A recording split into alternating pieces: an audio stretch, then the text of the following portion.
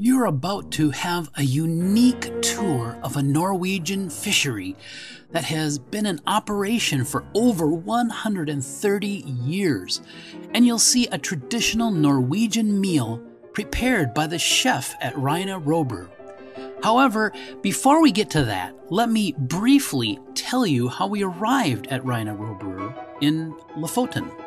We flew from Chicago to Copenhagen in business class aboard a jetliner with SAS Airlines. Then, in Kirkenes, we boarded the Nordlys, a Hurtigruten vessel, and cruised along the beautiful Norwegian coastline with a stop in Hammerfest, the most northern city in the world. We continued along the coast and saw some absolutely beautiful scenery along the way, with short visits to quaint little towns.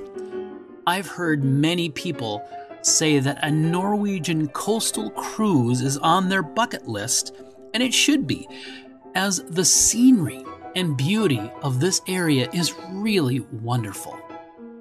One of the great elements to a Hurtigruten Norwegian coastal voyage is the fact that you can customize your itinerary if you choose, which is what we did. We tailored our southbound Hurtigruten voyage to disembark in Stamsund, Lofoten, where we rented a car so we could visit Reine Rorbuer, which is also where we stayed for 3 nights. Then after our visit to Reine Rorbuer, we went back to Stamsund, boarded the Trollfjord with Hurtigruten, to continue on our southbound itinerary ending in Bergen. As a cruise industry journalist, it was such a thrill for me to report on the Hurtigruten product and also visit Reine Lofoten, a place that I have wanted to see for many years. Let's go now to our tour of the fishery and meet with our chef. Well, this is Barry with Cruising Authority at cruisetalkshow.com, and I'm here with Daniela, and she is one of the managers here of this facility. And what's the name of this restaurant? Gammelbua. Now, Daniela, you're going to take us down to the fishery, and we're going to see where the fishermen bring in the fish and store the fish and sell the fish.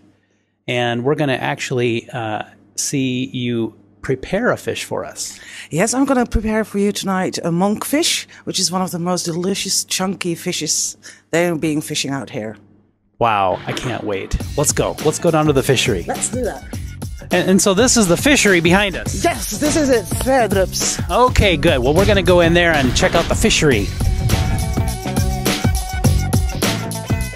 This is where usually the boats land their fish, so I'm very lucky. Usually I get here, I see from the kitchen, I see the boats coming in, so I just get down here, they unload the fish, and I just pick out what I want to serve that night. What is your name, sir? My name is Hartvig Sverdrup. And you are managing this facility, the fishery. This company has been to belonged to our family since 1874. Wow. Now, what kind of fish do you have here? Here is a dry cod, it's a stockfish. And this is the beginning of the lutefisk. We are going to make lutefisk of this fish, and it takes about 9 days before it's ready. So tell us about this lutefisk, because we have lutefisk in Minnesota. I don't particularly like it, but tell us a little bit about how the lutefisk is prepared. The lutefisk is prepared, it stays some days in water, and then we put it into lye, and then we put it into water again. So it's, when it's ready to eat, it's a bit shaky after 9 days. A little swishy or Like jelly. Jelly, right. It depends how to make it, because you can stop and don't use so much water and so on. So it's how you want it. Boy, I didn't know that Norwegians actually made lutefisk. I thought it was only a Minnesota thing, but apparently it's pretty big up here. Is there another name for it up here? No, it's lutefisk, but we use it always for Christmas. So it's a Christmas food. I see. Well, the reason why I ask is because I was somewhere else on the ship or somewhere else in Norway here and mentioned lutefisk, and they said, "Huh?" Norwegians, they didn't know what lutefisk was. They're probably from the wrong part of Norway, because the most of the Norwegians know what lutefisk is, and now everyone wants to go back to the roots, and then the lutefisk gets more and more popular because it's an old dish. Here, for you, all fish look like each other, but it's about 20-25 different types. Depends on how thick the fish is or thin the fish is. It depends on if it's fresh inside, if it has been staying too long in the sea, and it's ready in the meat. And so it's about 20-25 different types. And a lot of these names are very old. It's from the Hansa time, 200-300 years old. And why it's so old is because the stockfish is the oldest product which we have exported in Norway. We started to export it when the Vikings went around in Europe. Tell us a little bit about how perfect Lofoten is for the fishery. We always say that God made Lofoten perfect. He made the Gulf Stream, which we have from Caribbean up here. We don't get a cold winter because if it's too cold, the fish lose the meat destroys, and if it gets too warm, the same not the same happen, but the fish destroys.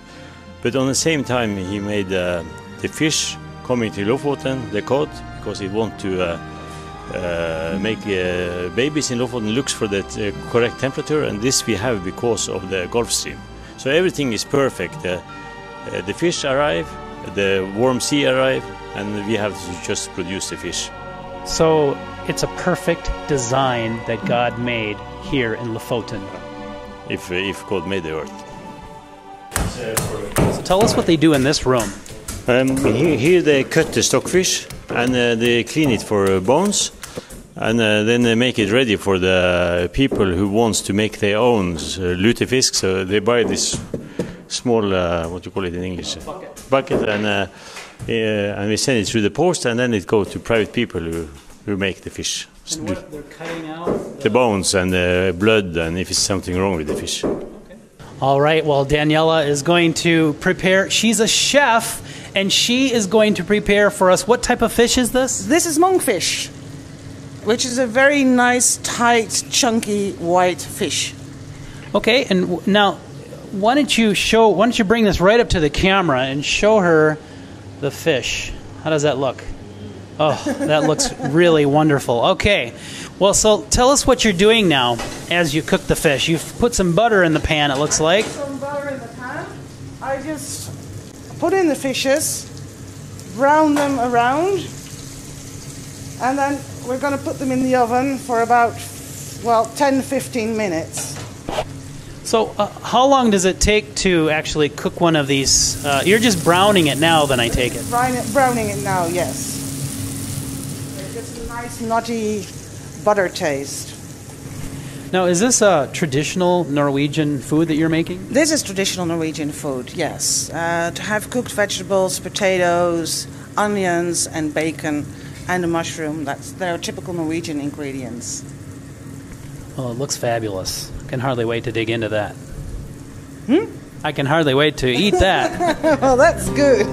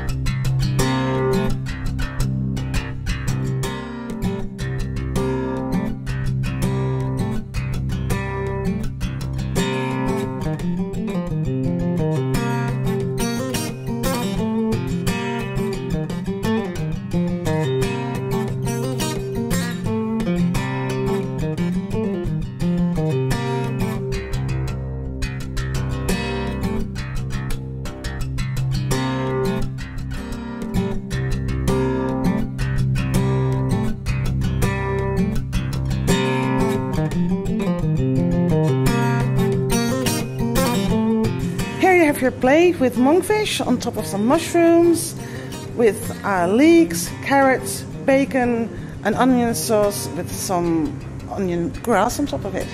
Chives, and some thyme, and of course lemon. And now I'm gonna get your potatoes, because what is a meal without potatoes? Here's your monkfish. I hope you enjoy your meal. Thank you very much. It looks yummy. Well, this is what it's all about. We're just about to taste Daniela's fabulous cooking.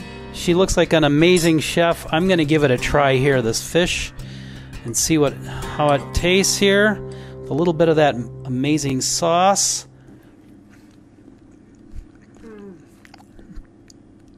Oh, wow. Daniela, that is tremendous. Thank you so much. Well, thank you.